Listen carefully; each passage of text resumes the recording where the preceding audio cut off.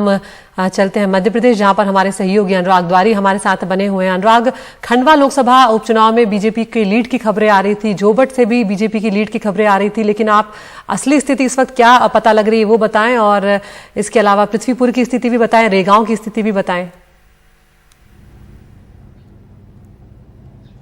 देखिए, खंडवा लोकसभा सीट में बीजेपी बहुत ही ताकतवर उसने अपनी जगह बना ली है और बीजेपी लगभग 40,000 मतों से आगे चल रही है। जहां तक रेगांव की बात है, ये बीजेपी के लिए अप्रत्याशित था, क्योंकि बीजेपी के पास ही ये सीट थी जुगल किशोर बागरी की।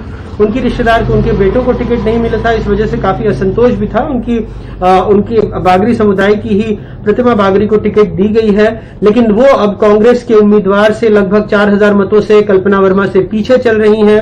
जहां तक पृथ्वीपुर और जोबट की बात है, तो जोबट से सुलोचना रावत, जो 2 दफे कांग्रेस की विधायक रही थी, उनको बीजेपी अपने पाले में लेकर के आई थी ऐन चुनाव से पहले और उनको टिकट दिया था।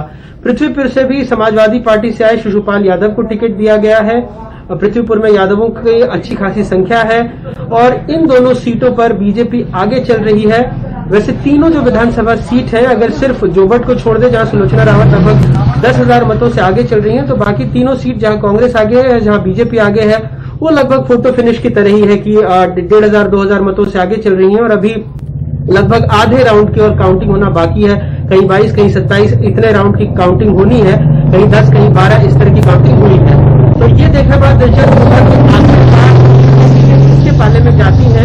लेकिन कहीं ना कहीं, जैसा आदित्य हम बात कर रहे थे कि बुंदेलखंड, बघेलखंड, निमाड़, उसके अलावा SC, ST और जो जनरल सीट्स हैं, तो एक तरह से पूरे समुदायों का, एक तरह से पूरे इलाकों की लड़ाई है यहाँ पर।